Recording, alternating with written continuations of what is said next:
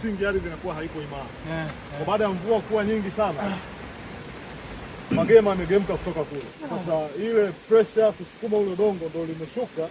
Unaona yote ya magogo, sio kwamba hapa kulikuwa na visiki hapa, yote yametoka kule juu kule. Kwa hiyo hili jengo limefanyika kuwa kama kinga kwa majengo mengine. Hapa palikuwa na mfereji wa maji.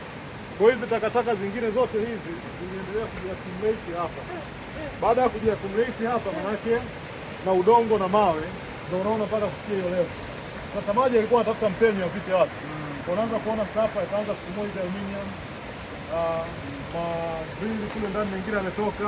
Kwa maji sasa ukianza kuangalia hapa yote yameingia ndani. Yameingia ndani na kwa kutafuta sehemu ya kutokea ndio ameenda kufumua nini? Milango kule ndani kule. Kwa milango kumekuwa na hapa kidogo hivi. Lakini unajua nini? Ingeondoka hivi lingeondoka yote.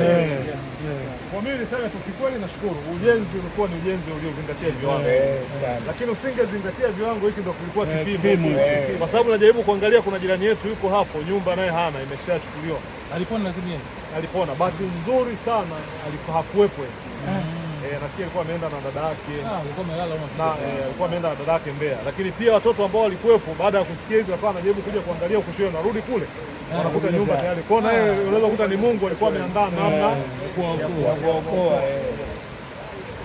Kwa hapo alikuwa na mfereji ambao ndo ulikuwa unapeleka maji kule. Lakini hapo juu hapo palikuwa na mfereji ambao ulikuwa unapeleka maji yanatokea kule. Sasa kwa sababu haya matakataka yalikuja kuziba mifereji. Baada ya kuziba mifereji basi ndio limetokea na kutokea. Pole bwana. Pole sana. Asante. Lakini pia hakuna maisha nani aliyoleta mtu yote. Hapana. Kuna wanafunzi walikuwa mshaondoka.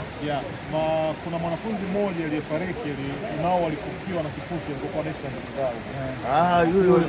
Yule wa sekondari kidato cha 3. Kwa ni mwanafunzi wangu alikuwa anaishi na ndugu zake. Sasa ile familia nayo ilifukiwa na kifusi.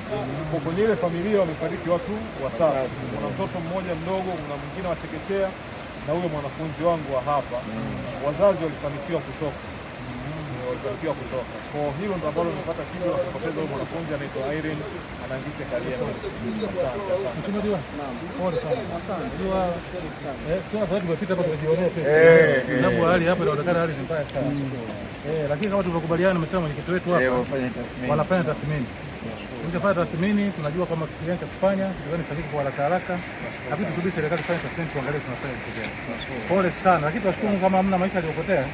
Lakini pia niwapongeza waliojenga hili jengo kwa sababu hali hapa ilikuwa mbaya sana. Sasa toka hili jengo kule mbaya, jengo lote lingeondoka. Lakini pia nafikiri kwa baadaye tuangalie, nafikiri serikali taangalia fanye tathmini pia kubwa. Kama wakapinja mfereji mkubwa, maji yanapita pembeni. Sababu kwa sasa huko ni hatari. Hii ni indication ambayo sio salama. Pole sana bwana. Asante. Pole sana. Basi tukuache.